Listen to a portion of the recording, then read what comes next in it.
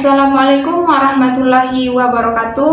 Perkenalkan, nama saya Febriani dengan NIM 23111325, mata kuliah Keterampilan Berbahasa Indonesia dengan dosen pengampu Ibu Sri Apani MPD.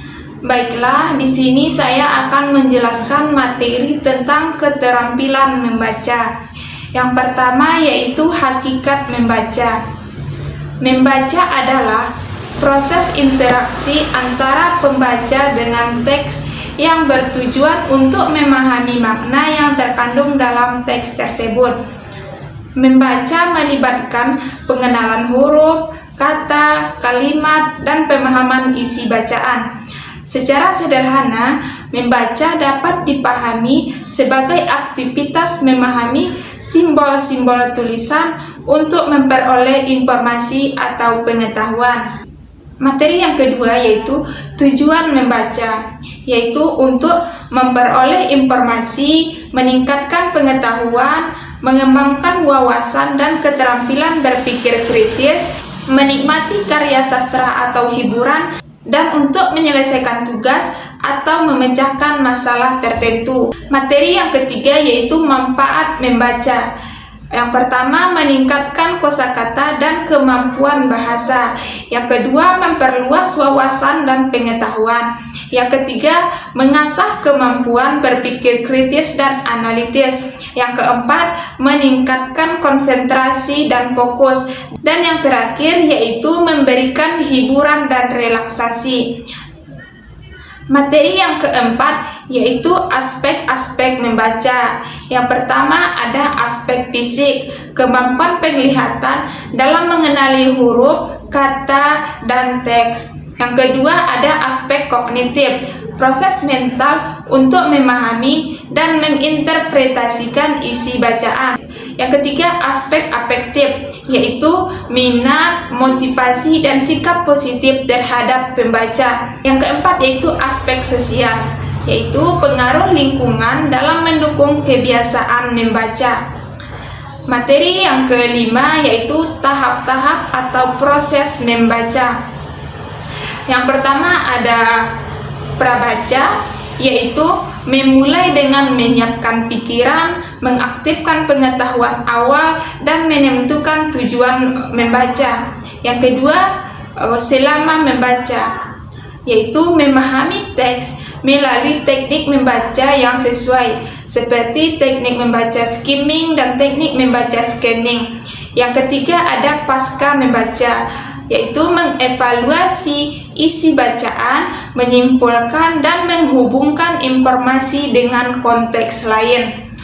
Materi yang keenam yaitu tingkatan kemampuan memahami bacaan.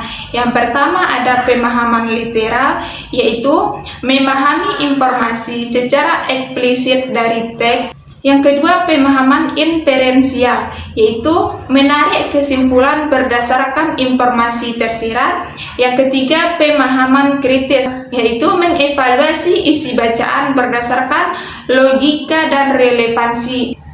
Yang keempat pemahaman kreatif, yaitu mengembangkan ide baru atau solusi berdasarkan bacaan. Materi yang ketujuh yaitu jenis-jenis membaca. Yang pertama membaca ekstensif, yaitu membaca banyak teks untuk tujuan umum seperti membaca novel atau berita.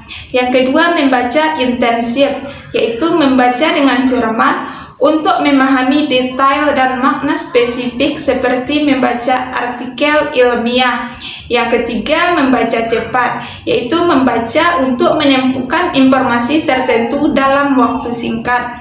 Dan yang terakhir yaitu membaca kritis, yaitu membaca untuk mengevaluasi isi bacaan secara mendalam. Materi yang kedelapan yaitu strategi-strategi membaca. Yang pertama ada strategi bawah atas, yaitu dimulai dari pengenalan huruf dan kata hingga memahami teks secara keseluruhan.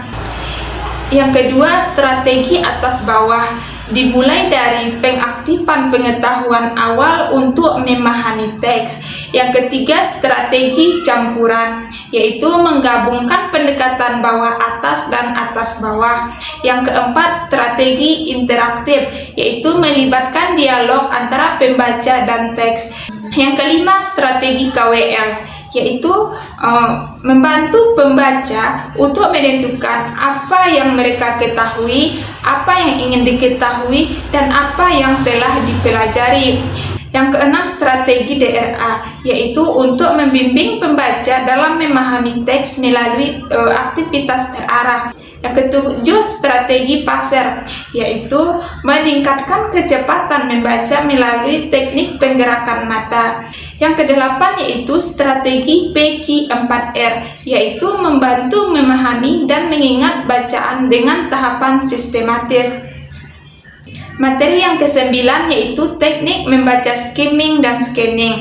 Yang pertama, teknik membaca skimming, yaitu membaca cepat untuk mendapatkan gambaran umum isi teks. Digunakan untuk mencari ide pokok atau bagian penting dalam teks.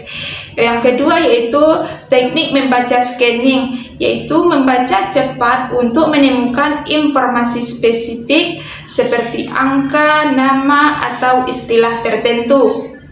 Materi yang terakhir yaitu praktek strategi membaca dalam pembelajaran.